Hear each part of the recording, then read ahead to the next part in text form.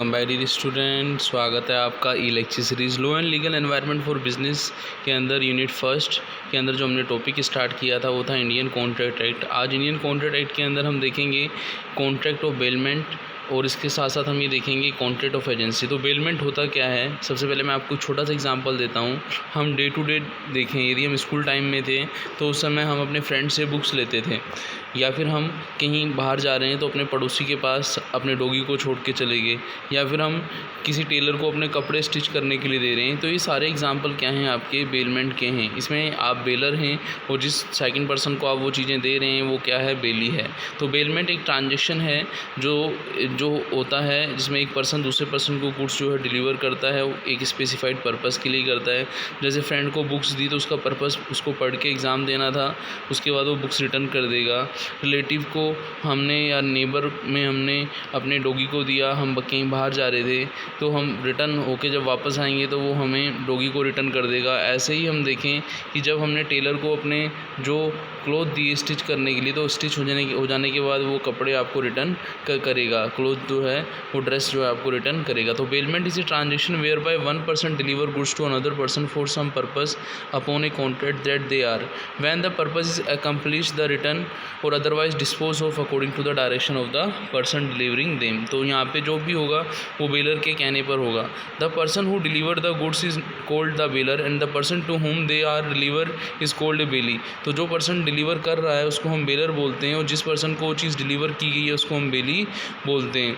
यहाँ पे हम देखें तो बेलमेंट के टाइप्स के अंदर पहला आता है ग्रेटियस बेलमेंट। ग्रेटियस बेलमेंट का मतलब ये हुआ कि जब आप किसी को कोई चीज़ दे रहे हो लेकिन वहाँ पे कोई कंसिडरेशन नहीं है तो वो ग्रेटियस बेलमेंट कहलाता है। सपोज़ मान लीजिए आपने किसी को गिफ्ट दिया, तो गिफ्ट के बदले में क्या उससे आप कुछ चीज़ लेते हैं, ठीक है ना। तो वहाँ पे हम एक छोटा सा एक हिंट दे रहे हैं आपको, ग्रेटियस बेलमेंट के अंदर कोई कंसिडरेशन नहीं होता, और जो गिफ्ट देना है वो बेलमेंट का पार्ट नहीं है। तो मैं आपको एक थोड़ा सा आइडिया दे रहा हूँ कि जब हम किसी को कोई चीज़ दे रहे हैं और वहाँ पे कोई कंसिडरेशन नहीं है हमारा, तो वो आपका ग्रेटियस बेलमेंट कहलाता है।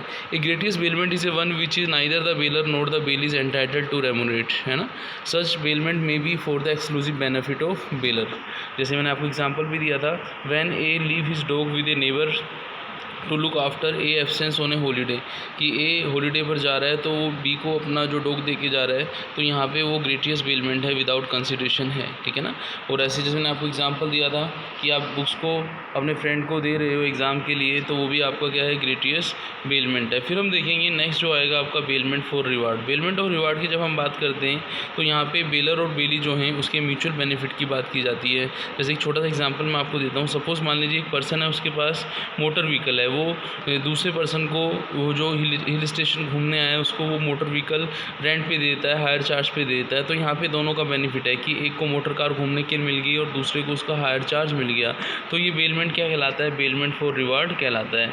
अब हम समझेंगे कि जो बेलमेंट चाहे ग्रेटियस हो चाहे आपका जो बेलमेंट फॉर रिवार्ड हो, वहाँ पे डिफरेंस ड्यूटीज़ का कोई रहता है, तो वहाँ पे हमें ड्यूटीज़ और बेली समझ लेनी होंगी। तो ड्यूटीज़ हम देखें तो सबसे पहले हमें समझना होगा कि जो बेली है जिसको गुड्स दी गई है वो गुड्स का केयर उसी तरीके से करेगा जैसे एक नॉर्मल पर्सन अपनी गुड्स की केयर करता है, ठीक है ना। जैसे मान लीजिए आपने फ्रेंड को बुक दी तो वो बुक्स का केयर वैसे ही करेगा, ये नहीं कि बुक्स आपको फाड़ के या बुक्स को ख़राब करके वो आपको रिटर्न कर देता है, ठीक है। फिर हम देखें the bailee is a under duty not to use the goods in a unauthorise manner, कि जिस चीज़ को आपने अपने फ्रेंड को दिया है या किसी दूसरे पर्सन को दिया है तो वो उसका अनऑथोराइज यूज़ नहीं करेगा। समझ मान लीजिए हिल स्टेशन पर आप कोई मोटर व्हीकल ले रहे हो, बस उसका मिसयूज़ कर रहे हो, तो वो चीज़ वहाँ पे नहीं होगी। He must keep the goods bail to him separate from his own goods. कभी कभी क्या होता है कि हम सपोज कोई चीज़ लेके आते हैं किसी दूसरे से, तो हम भूलवश भी हो सकता है अननोइंगली वो चीज़ हमारी गुड्स के अंदर मिल जाती है, तो वो चीज़ गलत है, हमें उसको अपनी गुड्स में नहीं मिलाना चाहिए, उसको सेपरेट रख देना चाहिए, ठीक है ना। फिर हम बात करेंगे कि बेलमेंट जो रहता है उसके अंदर जो ओनरशिप के रिलेटेड जो उसकी ओनरशिप पोजीशन है उससे रिलेटेड कोई आपको जो है उसमें चेंजेस नहीं करने चाहिए।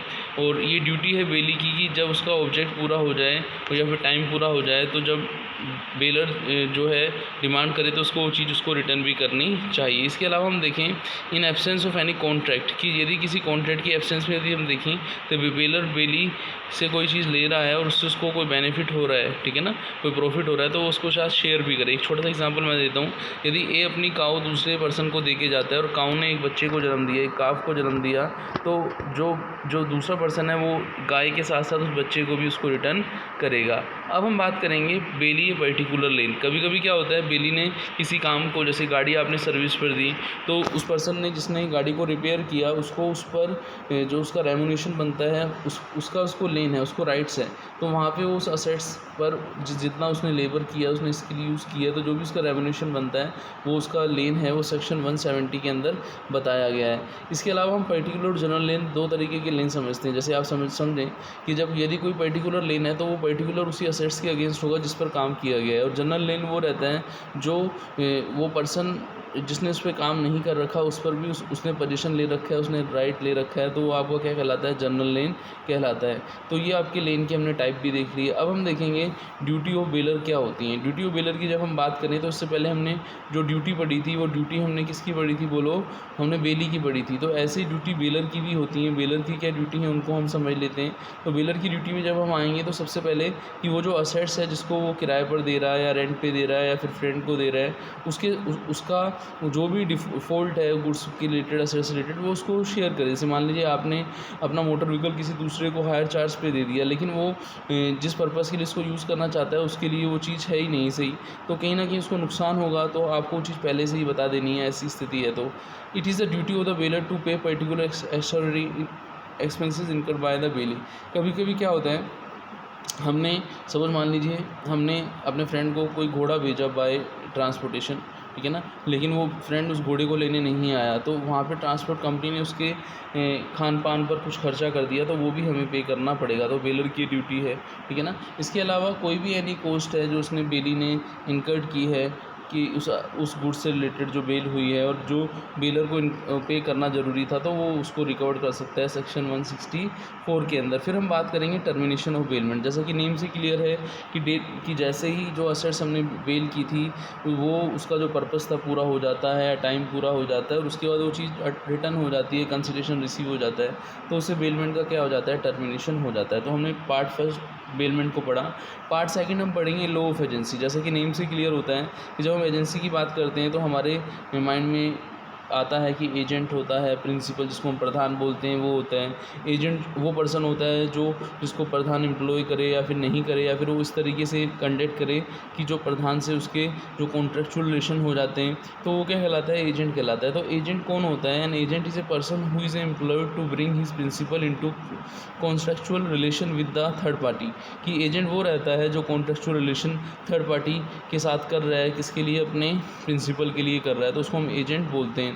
यहाँ पे क्रिएशन ऑफ एजेंसी की हम बात करें। यदि हम एजेंसी की बात करें, सपोज़ मान लीजिए न्यूज़पेपर में कोई ऐड आता है कि इस तरीके से हमें एडवाइज़र की ज़रूरत है और वो एक्सप्रेस है, वहाँ पे बता रखा है कितने टाइम के लिए रहेगा, जॉब डिस्क्रिप्शन क्या रहेगा, एजेंट को किस तरीके का काम करना है, क्या उसका जॉब स्पेसिफिकेशन है, वो सब चीज़ें पहले बता दी हैं, तो वो क्या कहलाएगा, आपका एक्सप्रेस कहलाएगा, ठीक है ना। इसके अगेंस्ट यदि कोई पर्सन इस तरीके से एक्ट करता है, मान लीजिए आप एक्सप्रेस एजेंसी की बात करें, तो वहाँ पे सब चीज़ें क्लियर होंगी। एक्सप्रेस एजेंसी एक contract of agency may be made orally और इन राइटिंग, कि उसको आप ओरली या राइटिंग दोनों तरीके से ले सकते हो। और जब हम बात करते हैं इम्प्लाइड एजेंसी की हम बात करते हैं, तो वहाँ पे वो पर्सन का जो कंडक्ट होता है वो इस तरीके का होता है कि वो अपना एजेंट्स की कैटेगरी में आ जाता है। सपोज़ मान लीजिए कोई पर्सन है, उसके पास प्रॉपर्टी है, वो प्रॉपर्टी को सेल कराना चाह रहा है, तो वो न्यूज़पेपर में ऐड देता है कि कोई पर्सन मेरी प्रॉपर्टी को सेल करा देगा तो मैं उसको कमीशंस दूंगा। तो यहाँ पे जो पर्सन उस प्रॉपर्टी को सेल करने के लिए उस पार्टी को ढूंढ के लाएगा वो कमीशंस लेगा उस प्रिंसिपल से, तो वो ऑटोमेटिकली एजेंसी बाय एस्टोपेल होगी।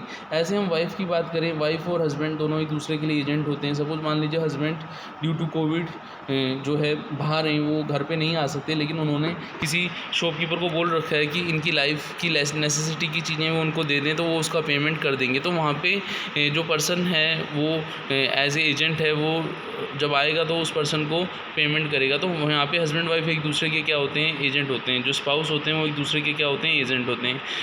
एजेंसी ऑफ नेसेसिटी भी मैंने आपको बता दिया कि जब नेसेसरी चीज़ों के लिए हम एजेंसी के अंदर आते हैं। सपोज जैसे एक एग्जांपल है यहाँ पे मैं आपको दे देता हूँ A send a horse by railway on its arrival the destination there was a no one to receive, कि ए ने एक हॉर्स को भेजा बाय रेल, लेकिन उसको डेस्टिनेशन पर रिसीव करने कोई नहीं आया। अब यहाँ पे जो हॉर्स है उसका प्रॉपर खाने पीने का ध्यान जो रखना होगा, ठीक है ना। तो यहाँ पे हम देखें ए की जो भी नेसेसिटी होगी तो वो उसका ध्यान रखेगा। तो यहाँ पे एजेंसी ऑफ नेसेसिटी हुई।